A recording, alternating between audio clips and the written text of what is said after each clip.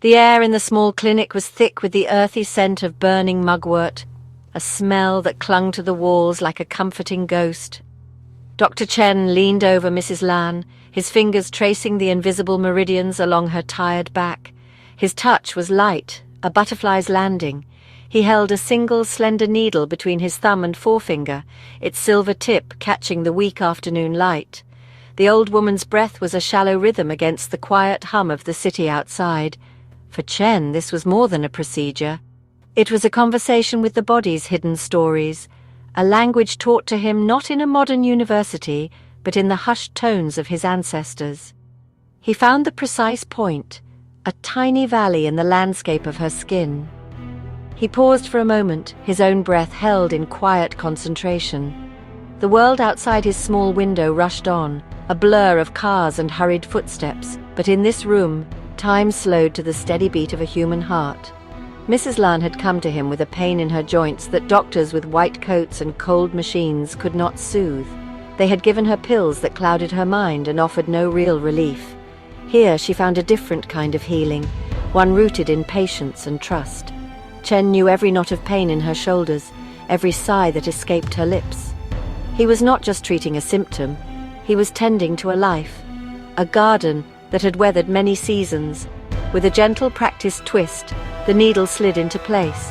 Mrs. Lan did not flinch. A soft sigh escaped her, a sound of release. Chen watched her face, seeing the tight lines around her eyes soften. This was the magic his father had spoken of, a subtle shift, a quiet victory. It was not the dramatic cure of a television show, but a slow, steady untangling of life's knots. He moved to the next point, his movements a graceful dance passed down through generations. Each needle was a word, each placement a sentence in a long, unfolding poem of healing. He was the keeper of this language, a lonely guardian of an ancient art in a world that had forgotten how to listen. The afternoon sun cast long shadows across the worn wooden floor.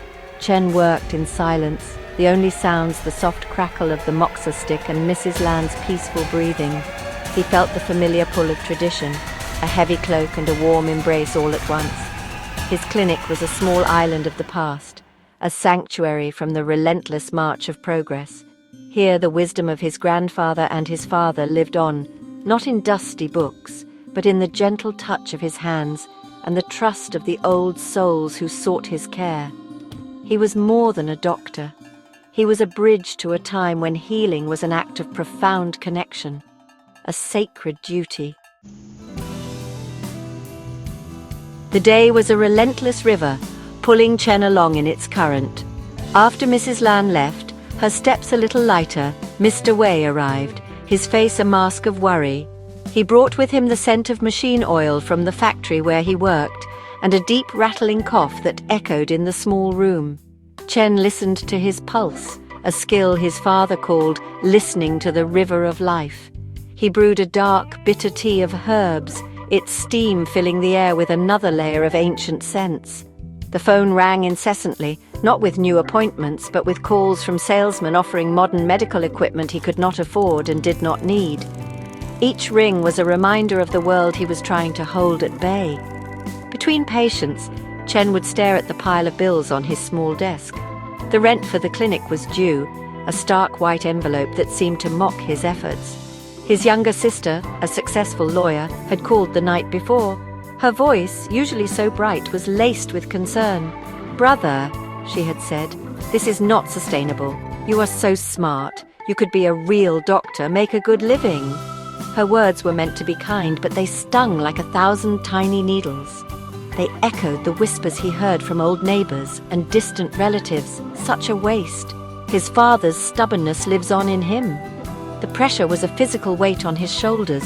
He felt like a man trying to hold back the tide with his bare hands. The world outside celebrated speed, efficiency, and profit. His work was slow, methodical, and barely kept his lights on. Younger generations saw acupuncture as a curious relic, a superstition from a bygone era. They preferred the quick fix of a pill, the certainty of a surgeon's knife. Chen saw their faces on the street, eyes glued to their phones, disconnected from their own bodies. He wanted to call out to them to tell them about the quiet power of balance and flow, but the words would be lost in the city's roar. He was an old-fashioned doctor in an age that had no time for old ways. Loneliness was his most constant companion. In the evenings, after his last patient had gone home, the silence of the clinic would press in on him. He would clean the needles, arrange the herbs, and straighten the worn cushions, his actions a ritual against despair. He was the sole inheritor of a legacy that felt more like a burden with each passing day. The pride he felt in his heritage was often overshadowed by a gnawing doubt. Was he honoring his family, or was he foolishly clinging to a sinking ship? The question hung in the air, as thick and persistent as the scent of mugwort. His memories of learning were not of classrooms, but of the sunlit kitchen of his childhood home. He remembered being a small boy, watching his father's hands. They were strong, yet gentle, able to grind herbs into a fine powder or hold a needle with the steadiness of a surgeon. His father never lectured, he showed. He would take Chen's small hand and guide it, letting him feel the subtle dip in the skin, the chi point. "Listen with your fingers, little one," his father would say, his voice a low rumble. "The body tells its own story. You only need to learn its language." The lessons were woven into the fabric of his childhood, as natural as learning to speak. He remembered the day his father first let him place a needle. It was on a melon, not a person. His hand trembled, the fear of making a mistake making his fingers feel clumsy and thick. His father placed a steadying hand on his shoulder. "Do not force it," he had whispered. "The needle is not a weapon, it is a key. It unlocks the flow of energy. Be gentle, be patient. The melon will show you the way." When the needle finally slid in with a soft pop, a thrill went through him. It was a moment of connection, a silent understanding passing from father to son, a legacy being placed into his small, eager hands. His father's clinic had been busier then. It was a place of community where neighbors would gather, sipping tea while they waited. The air was filled with laughter and stories, a vibrant tapestry of life. His father was more than a doctor. He was a confidant, a wise man, a pillar of their community. He treated the rich and the poor with the same careful attention, often accepting a basket of vegetables or a handmade scarf as payment. "We are not here to build a fortune, my son," he would say, wiping his hands on his apron. "We are here to mend what is broken. That is the only wealth that matters." Now sitting in his own quiet clinic, Chen could almost feel his father's presence beside him. He could hear his voice, a gentle guide in the storm of his doubts. The world had changed, but the principles had not. The human body was still a map of rivers and streams, and pain was still a dam blocking the flow. His father had given him more than a skill. He had given him a purpose. He had entrusted him with the family's scroll, a lineage of healers stretching back through centuries. To abandon it would be to betray not just his father, but all the hands that had come before, all the wisdom they had so carefully preserved. The weeks bled into one another, each day a struggle for survival. The waiting area, once a place of quiet hope, was often empty. The 3 wooden chairs his father had carved by hand seemed to stare at him, their vacant seats a silent judgment. A new, gleaming wellness center had opened a few blocks away, offering yoga, smoothies, and acupuncture-inspired dry needling by therapists with weekend certifications. It was flashy and modern, and it drew the crowds. Chen's small hand-painted sign looked faded and sad in comparison, a whisper against the newcomer's shout. His income dwindled to a trickle, barely enough to cover the cost of herbs and supplies. The pressure from his family intensified. His sister called more often, her voice tight with a love that felt like pity. "Please, Chen," she pleaded one evening, "I have a friend who can get you into a medical sales program. You would be brilliant at it. Think of the stability, the future." He knew she meant well, but her words felt like stones thrown at the fragile walls of his resolve. Even his mother, who had always supported his father's work, began to sigh heavily on the phone. "Maybe your sister is right," she said softly. "It is a hard life. Your father was a strong man, but times are different now." Doubt became a bitter taste in his mouth. He would lie awake at night, the city lights painting patterns on his ceiling, and wonder if he was being noble or simply foolish. Was his adherence to tradition an act of honor or an act of prideful stubbornness? He saw his friends from school buying homes, starting families, moving forward with their lives. He felt stuck, a living relic in a museum no one visited anymore. The path his father had set for him felt less like a road and more like a tightrope, and the winds of change were blowing hard. He was so tired of being strong, of believing when no one else seemed to care. One rainy afternoon, a new patient cancelled, the third one that week. Chen sat alone in the empty clinic, the sound of the rain drumming against the window pane like a sad, slow heartbeat. He looked at his hands, the hands that his father had trained. They felt empty, useless. For a fleeting moment he considered giving up. He could sell the clinic, pay his debts and walk away. He could take his sister's offer and step into the modern world, a world of security and predictable success. The thought was both a betrayal and a relief. He closed his eyes, the scent of mugwort seeming to fade, replaced by the cold metallic smell of defeat. The turning point arrived on a Tuesday, disguised as a frantic phone call. The voice on the other end was sharp, professional, and laced with desperation. It was the assistant to Mr. Jin, a famous businessman known throughout the city for his ruthless negotiations and his sprawling tech empire. Mr. Jin, the assistant explained, had been suffering from debilitating migraines for months. He had seen the best neurologists, undergone every modern scan, and taken the strongest medications, all to no avail. The pain had become so severe that he had been forced to cancel a major international deal. As a last resort, someone had mentioned the old acupuncturist in the quiet part of town.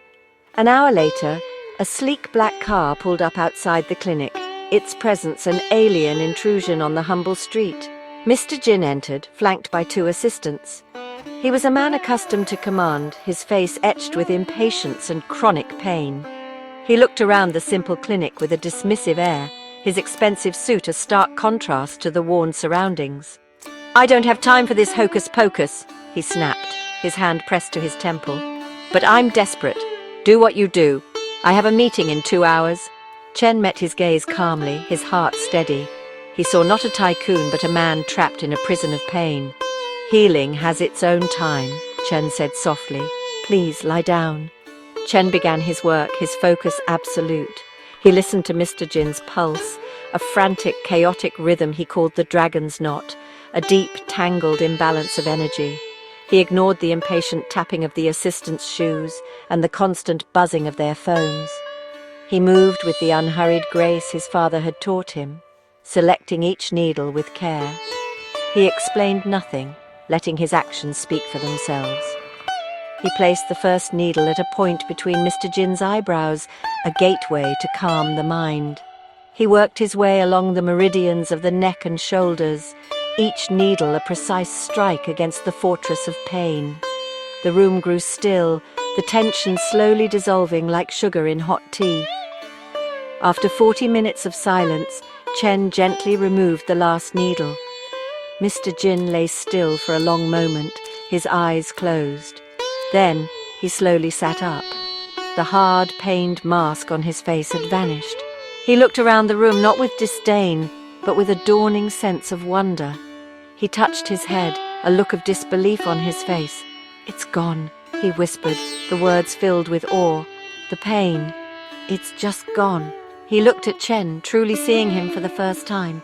He saw not a purveyor of hocus-pocus, but a master of a profound and mysterious art. The dragon had been soothed, its knot untied. The next morning, Mr. Jin returned. He did not come for another treatment, but with a checkbook in his hand. He sat in one of the wooden chairs, no longer impatient, but humbled. "I have spent a fortune on doctors who did nothing," he said, his voice quiet. "You gave me back my life. This place, it is a treasure. It cannot be allowed to fade away." He wrote a check with enough zeros to make Chen's head spin. It was enough to pay the rent for years, to fix the leaking roof, to erase the mountain of debt that had haunted his sleep. "This is not a payment," Mr. Jin insisted. "It is an investment in something real. The story of the tycoon's miraculous recovery spread like wildfire through the city's elite circles. Suddenly, Chen's phone began to ring with a new kind of caller. It was no longer just the elderly and the poor from his neighborhood.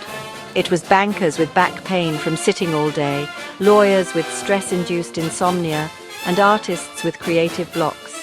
They came in their expensive cars, skeptical at first, but desperate for the relief that modern medicine had failed to provide. They entered his humble clinic and found not just a cure for their ailments, but a moment of peace, a connection to something ancient and true in their fast-paced lives. The clinic began to change, but not in the way Chen had feared. With Mr. Jin's support, he was able to renovate. He repaired the old sign, giving it a fresh coat of paint that shone in the sun. He bought new, comfortable cushions for the waiting area, but he kept his father's hand-carved chairs. The scent of mugwort and herbs still filled the air, a comforting constant. The new patients did not change the heart of the clinic. They were simply welcomed into it. The river of gratitude flowed, bringing with it not just money, but a renewed sense of respect for his tradition. Chen was able to hire an assistant to manage the appointments, freeing him to focus entirely on his patients. He started a small fund, using a portion of the new income to provide free treatments for the elderly in his neighborhood, just as his father had done.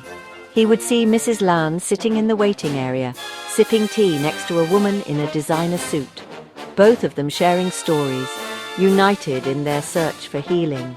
The clinic was no longer a lonely island, but a bridge, connecting the old and the new, the rich and the poor, the past and the present. Today is July 8th, 2025. The morning sun streams through the clean windows of the clinic, illuminating the dust motes dancing in the air.